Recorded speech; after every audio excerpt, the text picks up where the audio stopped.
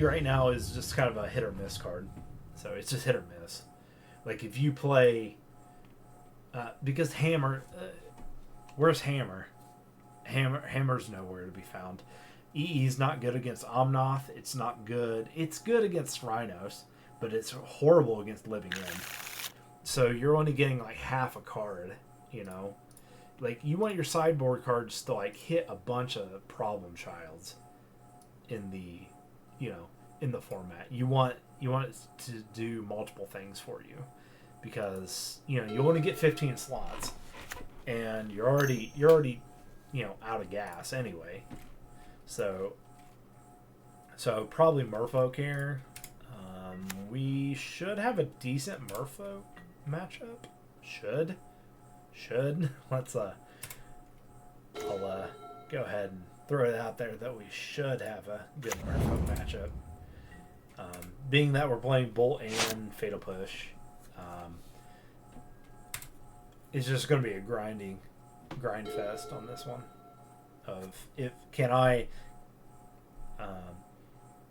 How many creatures can he get out fast enough, and versus how many removals can I draw in the right order, and then combat tricks along the way, because this counterspell is actually quite weak in this current hand, unless he like plays some like Hex Mage or something like that, something crazy.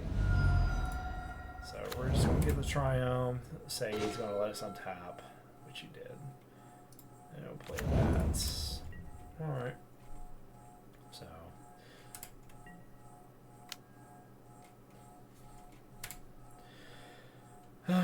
Probably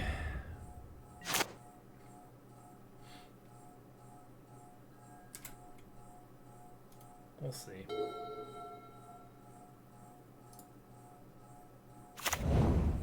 So yeah, EE definitely lost value, which is okay. It should, because it was everywhere. People were playing 3 Engineer Explosives. Anytime you see like people start playing 3 of anything, it's probably a good sign that it's OP.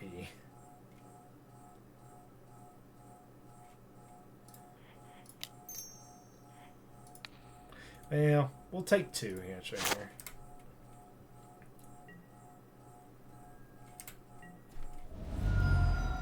Let's see what we can do.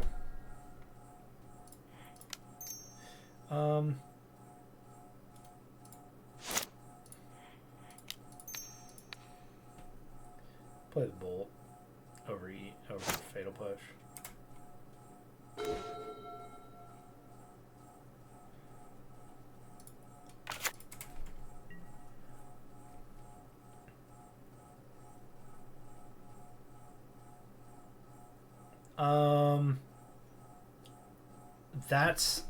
That's going to be an indicator whether the ring actually needs to be banned or not. So one indicator of health in a format is how many mainboard answers is there actually in a deck for a certain meta, because you know you're going to see that no matter what. If you start seeing people that outright have 4 Chalice of the Void in their main deck, that is an indication that the format is unhealthy and skewed to one side. So like Rhinos and Living End, if you're just heavy in that and you're playing 4 main deck, then you should be quite positive that the ring is probably causing that issue. So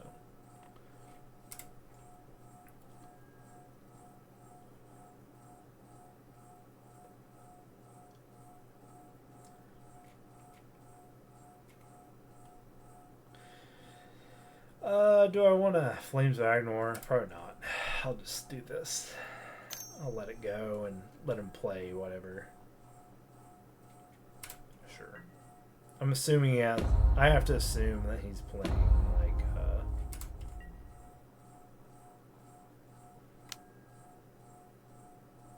that he's playing this, or playing some like Lord effect. So we're gonna take this because it's not worth killing the Mutavault. But he is overextending by a lot. So that's just an island, right? Yep. Push this.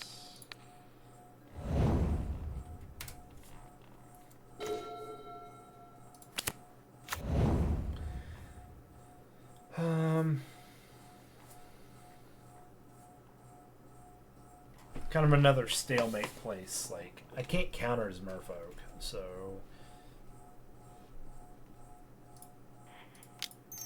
This is another awkward scenario where Fable comes in. This is why I don't like this card necessarily. And probably should be something else. As good as Fable is, it's really not. It's so clunky. So, incoming Lord, nope, nothing. So he's gonna pump 3. Oh, okay. So he kept it 2. So we played the Fable over the holding up Counterspell or anything else, just because he has the Cavern. So he'll go here again, but we're gonna be able to grab another red source, so we're really not worried about it, and we'll just.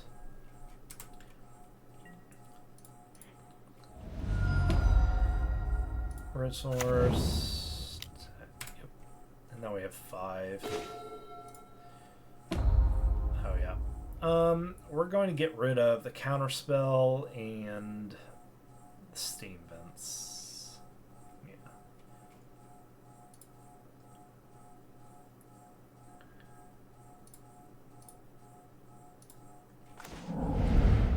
Okay. And then we draw Counterspell, Darthlick. Okay. That's fun. No, it actually sucks. So, but we don't have. This is another thing about Culligans is, you know, it can do 2 damage to stuff and discard, but I don't have a creature yet in my graveyard, so we'll have to go to another day. And Aether Vial is very good at instant speed discard, if you guys didn't know. So it's very good. I also could have attacked here, just to get my 6th land out if I wanted to. Like Fable or Saga Chalice, Aether Vial, and only deck really has that doesn't main artifact, enchantments, Morningtide, Shadow, Living End, Rhinos, although play Charlotte's Agent, sometimes Ring. Yeah, of course. You can logically take yourself and, you know, you can justify playing those cards. You really can. I mean, there's nothing wrong with it. But I think you just have to be honest with yourself when you're doing it. So we're going to cast, even though we're going to make him. I mean, I could just blow up the vial, but that's not really the big problem. The vial's not the issue.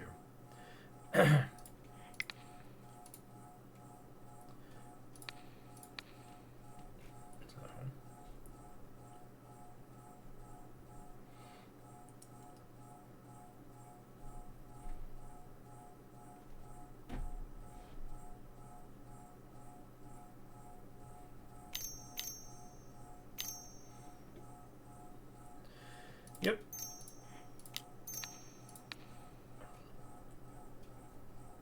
Does he have another one? He doesn't. So we're going to win this interaction.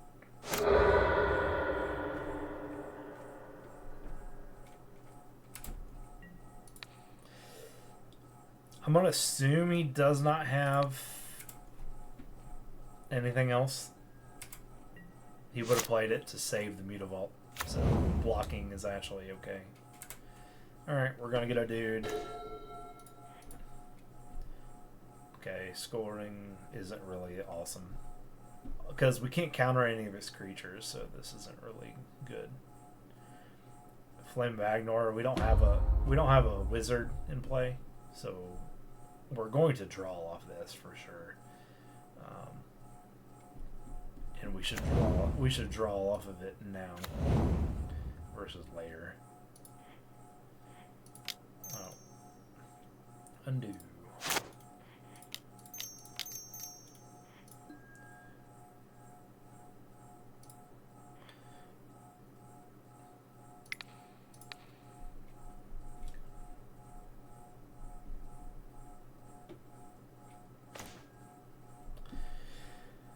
Alright. So we have the Mistbind lock. Or we will have. So. But we need a Faerie. We got a Faerie to we got to champion a Faerie. Because what we can't do is we can't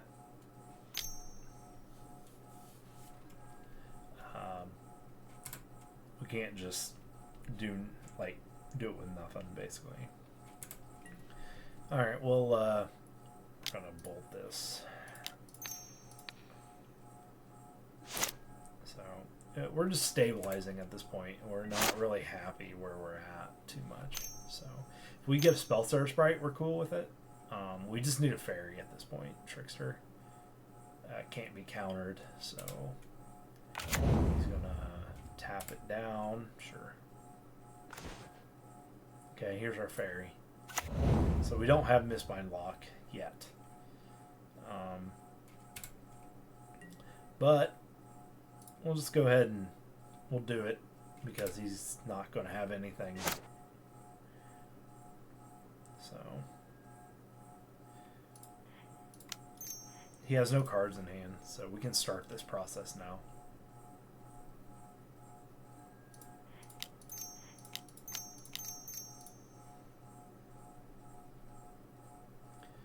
So I'm glad this actually came up. I'm glad we can actually do this now.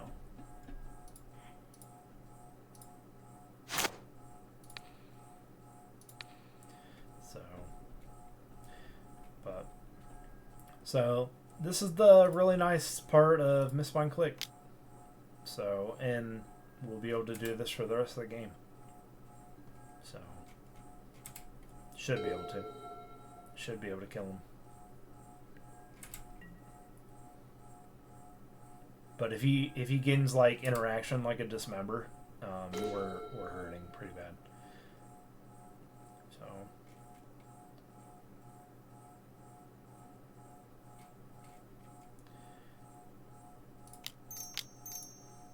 we'll play Blossom first. Doesn't really matter, but so we're holding this up for his upkeep again. We'll just keep doing it, and we might even take. The Bitter Blossom is really key to hold out here because if he does kill the Mutavault, then we have a alternative source to go to the Bitter Blossom. So he clearly a 3-drop, probably that guy. Okay, so this is quite obvious what we do here.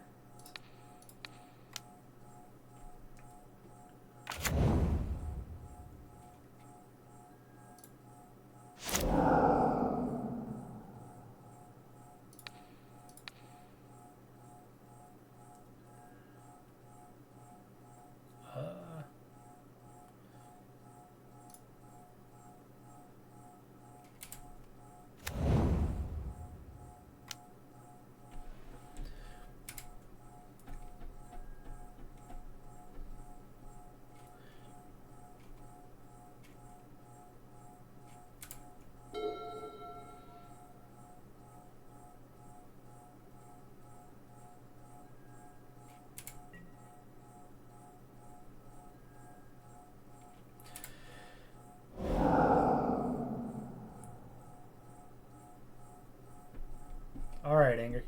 Have a good evening. Hope you enjoyed the show.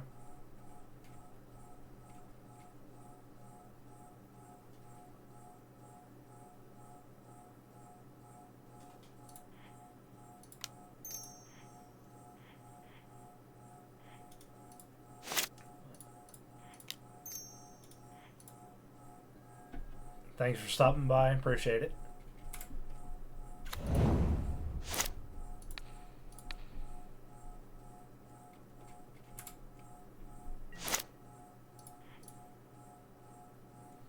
So we're kind of slow rolling it a little bit. We want to hit the Blossom at the end. And we want to hit the Blossom at the end because we can do 8 damage real quick, basically.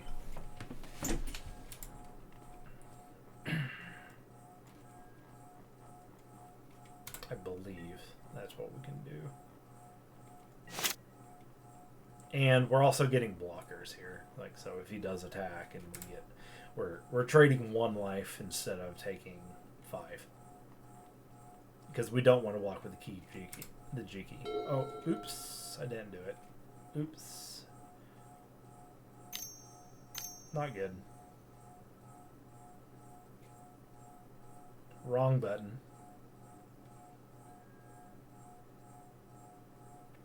So.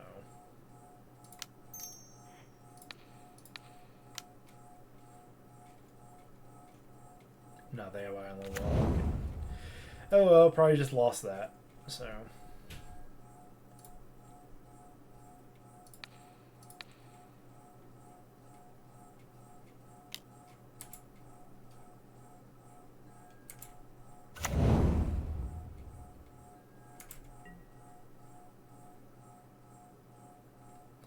Anyway, we probably just lost there, but I think the idea is the same as, you know, he's eventually probably going to outbeat us anyway.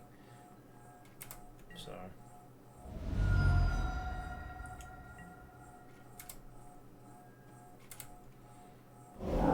There's less moving parts if we do this. So. Come back. Take 1.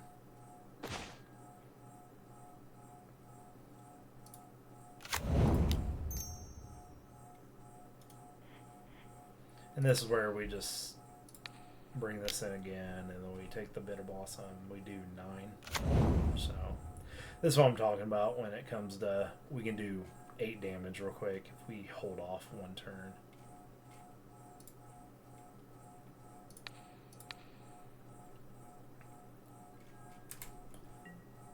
Because we can't block, so might as well just attack.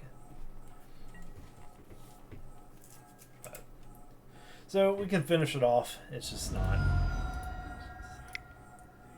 So I just hit the wrong button. That's how precise you have to be with these decks.